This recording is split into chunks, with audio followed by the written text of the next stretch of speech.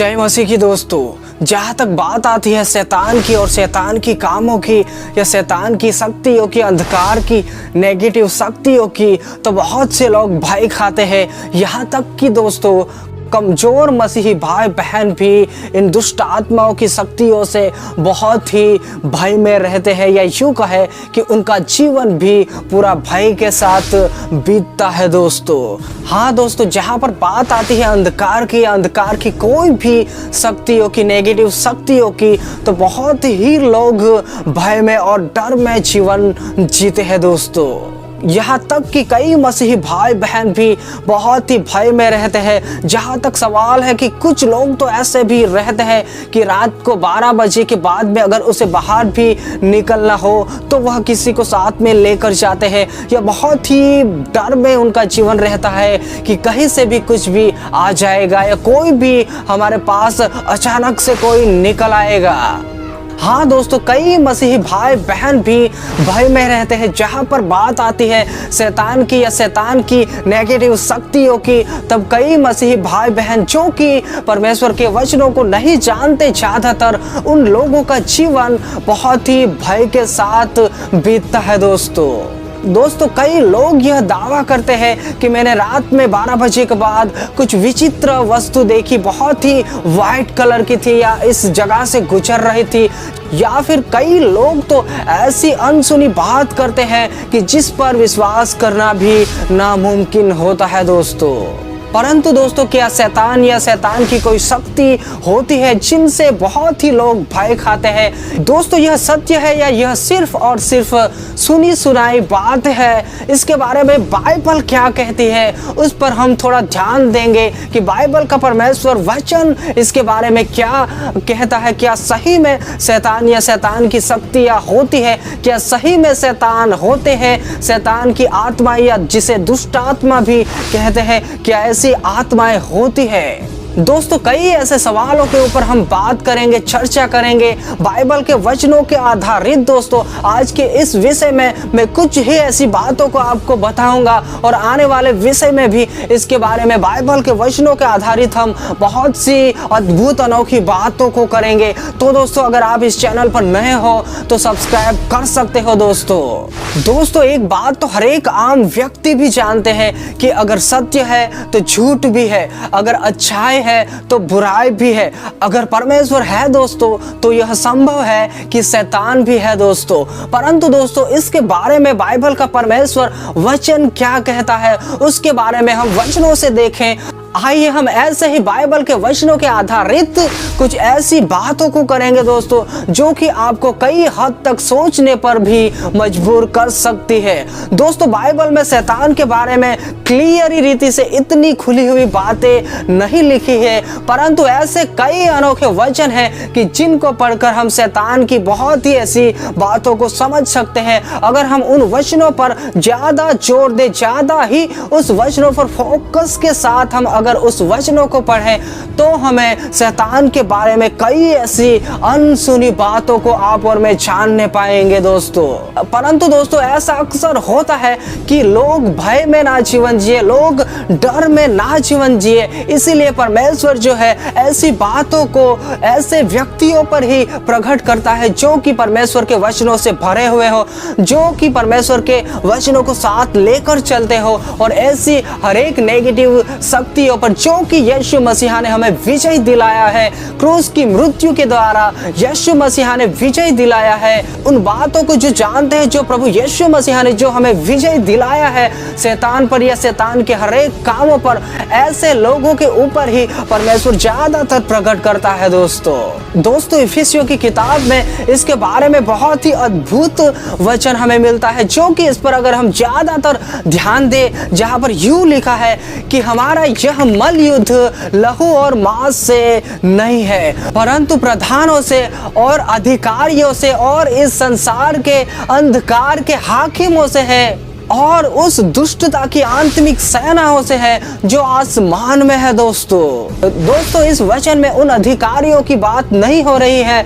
जो कि देश को चला रहे हैं, जो कि राज कर रहे हैं, परंतु दोस्तों उन अंधकार की शक्तियों के बारे में बात किया गया है जो कि दोस्तों इस संसार में रहकर कार्य करने का प्रयास करता है। जैसे कि अगर हम कहीं पर भी ऐसा कोई भी बुरा कार्य होता हुआ मालूम पड़ रहा है तो दोस्तों उस जगह पर अंधकार की शक्ति कार्यरत होती है। दोस्तों आज भी जो भी परमेश्वर को ना जानने वाले लोग रहते हैं, अगर उन जगहों पर ऐसा कोई भी गलत काम होता है, चाहे देश को लड़ाने का कार्य हो या कोई भी ऐसा क्यों ना इस संसार में जो गलत कार्य होता है, उनके पीछे अंधकार की शक्ति होती है जिसको कि कोई भी व्यक्ति ध्यान ज्यादातर नहीं दे पाता, क्योंकि दोस्तों यह आत्मिक बातें, आत्मिक संसार से जुड़ी हुई बातें रहती है। दोस्तों इस वचन में जो हमें बताने का प्रयास करता है यह शारीरिक नहीं है, परंतु दोस्तों इसमें आत्मिक उन दुष्ट आत्माओं के बारे में बताया गया है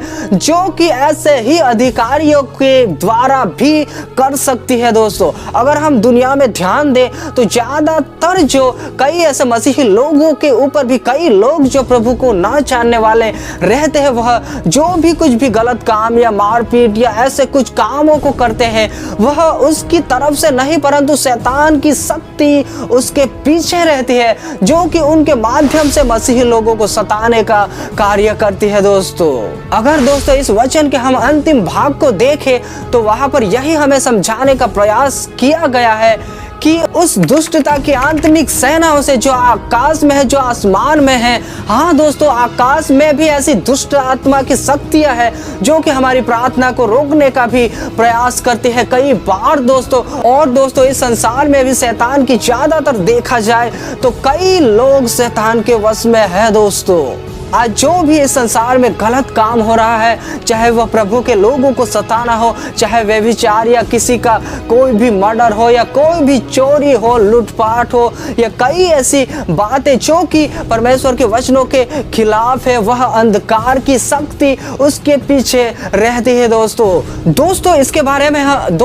बारे में हमें एक और वचन कहता है जो कि इफिसियों की किताब में ही है। आपको स्क्रीन पर वचन दिखाई देगा, आप इसे जरूर से पढ़िएगा, जहां पर यूं लिखा हुआ है, जिनमें तुम पहले संसार की रीति पर और आकाश के अधिकार के हाकिम अर्थात उस आत्मा के अनुसार चलते थे जो अब भी आज्ञा न मानने वालों में कार्य करता है। दोस्तों यहाँ पर वचन हमें स्पष्ट रीति से कहता है कि हम भी जब परमेश्वर को हमने नहीं जाना था तब हम उस आत्मा की चलाए चलते थे जो आज भी आज्ञा न मानने वालों में कार्य करता है। आज भी उन तमाम लोगों में जो परमेश्वर से दूर है या परमेश्वर को नहीं जानते हैं, उसमें वही आत्मा कार्यरत होती है जो आज्ञा न मानने वाले, जिसके वश में हम भी पहले थे। और दोस्तों आज भी अगर कई ऐसे मसीही लोग भी जो कि परमेश्वर के वचनों को जानकर भी ऐसे गलत कामों में फंस जाते हैं, वह इसी आत्मा के बंधन में या इसी आत्मा की चलाई चलते हैं।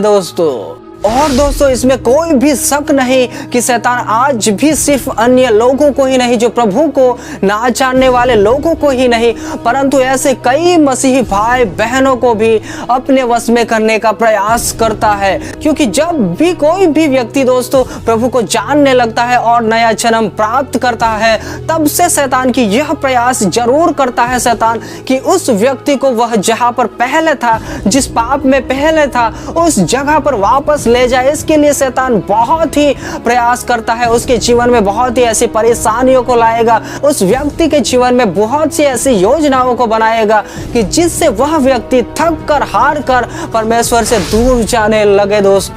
दोस्तों यह शैतान की योजना, शैतान की प्लानिंग रहती है कि कोई भी मसीही भाई बहन को वह प्रभु से वापस दूर ले जाए, या यूं कहे कि विश्वास से वापस उसी जगह में लेकर जाए जहां से वह मसीही व्यक्ति आया हुआ था। इसीलिए दोस्तों जब भी हम परमेश्वर के पास आते हैं, नया जन्म प्राप्त करते हैं, उसके बाद हमारा मलयुद्ध शैतान से असली तौर पर शुरू हो जाता है और हमें बहुत ही सावधानी से चलना चाहिए, क्योंकि परमेश्वर का वचन बहुत ही हमें अद्भुत रीति से बताने का प्रयास करता है, जहां पर यूं लिखा हुआ है। आप इस वचन को बहुत ही ध्यान से पढ़िएगा दोस्तों इस बात को मुझे और आपको बहुत ही बेहतर रीति से जानना होगा कि यह नहीं होता कि हम परमेश्वर के पास आते हैं तब हम शैतान से यूं ही आजाद हो जाते हैं या शैतान हमारा पीछा नहीं छोड़ता, परंतु जब से हम नया जन्म प्राप्त करते हैं तब से शैतान हमारे पीछे पड़ा हुआ रहता है, क्योंकि वचन ही कहता है, जहां पर में यह बताने का प्रयास करता है कि सचेत हो और जागते रहो, क्योंकि तुम्हारा विरोधी शैतान गर्जने वाले सिंह की नाई यह खोज में रहता है कि कब किसको फाड़ खाए। हाँ दोस्तों, शैतान यही कोशिश करता है, यही प्रयास करता है। जब भी हम मसीह के पास आते हैं, नया जन्म प्राप्त करते हैं, तब से वह प्रयास में ही रहता है, चाहे नया हो चाहे पुराना मसीही व्यक्ति क्यों ना हो, परंतु उसकी तरफ शैतान की नजर बनी रहती है। दोस्तों जिस प्रकार परमेश्वर की नजर मुझ पर और आप पर लगी रहती है, उसी प्रकार शैतान की भी नजरें मुझ पर और आप पर लगी रहती है कि कब हम गलती करें, कब हम पाप करें और शैतान हमारे अंदर प्रवेश करने पाए, या यूं कहे कि हम गलत कामों में, बुरी संगति में या बुरे ऐसे विचार, हर एक बुराई में जा फंसे। दोस्तों हमारे मसीह जीवन का यह मतलब नहीं होता कि हम कई सालों से मसीह में हैं या हम बहुत ही सालों से परमेश्वर की सेवा आराधना कर रहे हैं। नहीं दोस्तों, शैतान की नजर हमारी एक गलती पर होती है कि हम कब गलती करें, कब पाप करें, हमारे जीवन में कब ऐसी मिस्टेक हो कि जिससे परमेश्वर से दूर करे। यह प्रयास में ही शैतान रहता है कि हम कब गलती करें, कब पाप करें। इसके लिए शैतान संभव प्रयास करता है कि हमारे अंदर ऐसा कोई पाप उत्पन्न करने का प्रयास करेगा, चाहे हमारे अंदर लालच किसी वस्तु को देखकर या पैसों को, धन दौलत को देखकर, ऐसे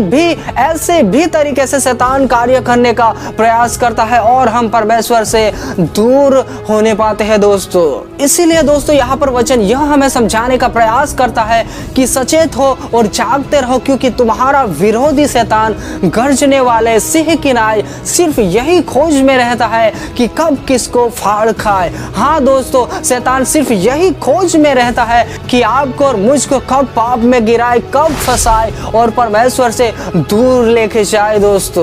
परंतु दोस्तों सवाल उठता है कि इससे बचा कैसे जाए शैतान के हर एक कामों से, क्योंकि वचन तो यहाँ पर यह समझाने का प्रयास करता है कि शैतान गर्जने वाले सिंह की नाई यह खोज में रहता है कि कब किसको फाड़ खाए। दोस्तों शैतान तो हर पल हर वक्त यही खोज में रहता है कि कब किसको फाड़ खाए। तो दोस्तों आखिरकार हम ऐसा क्या करें कि शैतान के हर एक वार से, हर एक चालों से, हर एक युक्तियों से बचने पाए, या हम उससे कैसे बच सकते हैं? इसके बारे में कोई वचन है या बाइबल में कुछ परमेश्वर हमें सिखाता है कि जिसके माध्यम से हम शैतान के ऐसे कामों को हरा सकते हैं? तो दोस्तों इसका जवाब है कि हाँ, परमेश्वर का वचन हमें बहुत ही अद्भुत रीति से सिखाने का प्रयास करता है। जहाँ पर मैं आपके सामने एक और वचन रखने जा रहा हूँ, जहाँ पर बहुत ही अनोखी बातें परमेश्वर हमें सिखाने का प्रयास करता है। दोस्तों याकूब की पत्री में बहुत ही अद्भुत वचन हमें समझाने का प्रयास कर रहा है कि इसीलिए परमेश्वर के अधीन हो जाओ और शैतान का सामना करो, तो वह तुम्हारे पास से, तुम्हारे सामने से भाग निकलेगा।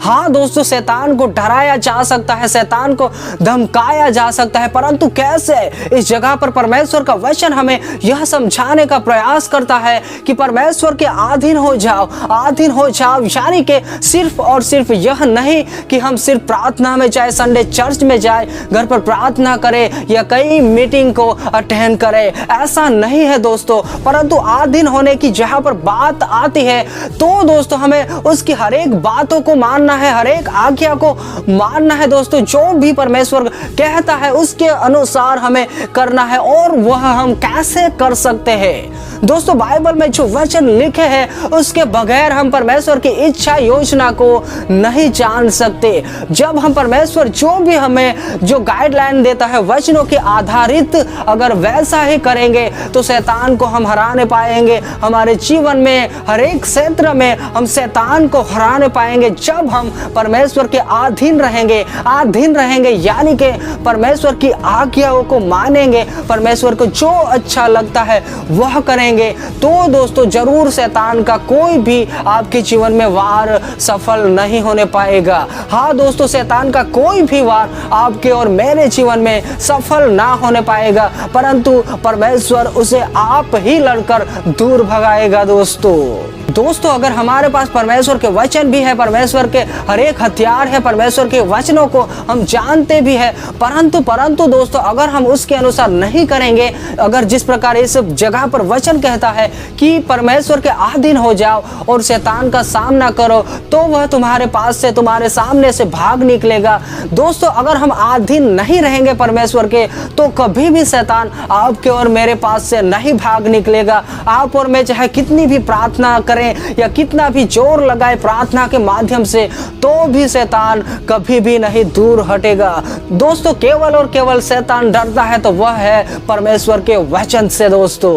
क्योंकि वचन को छोड़कर परमेश्वर भी कुछ भी कार्य नहीं करता। यह बात मुझे और आपको बेहतर रीति से जान लेनी चाहिए। परमेश्वर जो है वह अपने वचन के अलावा कोई भी कार्य नहीं करता। अगर हम उस वचन की ही नहीं मानते हैं या उस वचन पर ही नहीं चलने का प्रयास करते हैं, तो दोस्तों शैतान हमारे जीवन में ऐसे कई बातों को लाने का प्रयास करेगा और हमें परमेश्वर से दूर ले जाने के लिए बहुत ही संभव प्रयास करता रहेगा दोस्तों।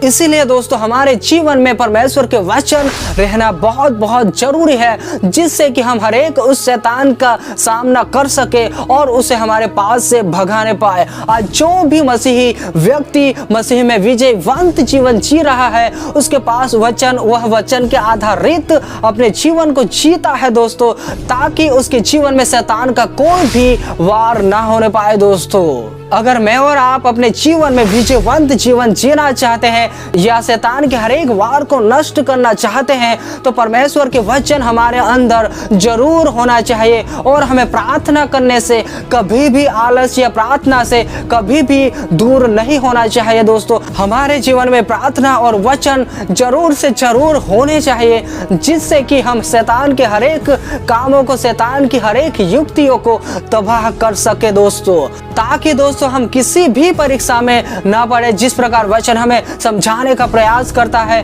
कि जागते रहो और प्रार्थना करते रहो ताकि तुम परीक्षा में न पड़ो। दोस्तों हम तभी परीक्षा में नहीं पढ़ने पाएंगे कि जब हमारे अंदर वचन और हम प्रार्थना के साथ आगे बढ़ रहे होते हैं दोस्तों। अगर दोस्तों आप एक नए मसीही भाई बहन हो, तो मैं आपको सलाह जरूर देना चाहूँगा कि जब से आपका नया जन्म हुआ है या आपका नया जन्म हुआ है, तो आपको परमेश्वर के वचनों में बहुत ही समय देना चाहिए, क्योंकि यही वह समय रहता है जब हम नया जन्म प्राप्त करते हैं। उन समय शैतान ज़्यादा से ज़्यादा हमें परमेश्वर से दूर ले जाने का प्रयास करता है, परंतु आप और मैं वचनों को पढ़ते हैं, परमेश्वर की आज्ञाओं के अनुसार करते हैं, तब शैतान आपके और मेरे पास से दूर हटता है। तब आपके सामने कोई भी ऐसी विपत्ति क्यों ना आए, परमेश्वर आपकी मदद करेगा और शैतान का कोई भी आपके सामने वार नहीं टिक पाएगा। परमेश्वर आप ही आपके लिए लड़ेगा अगर आप और मैं परमेश्वर के वचनों को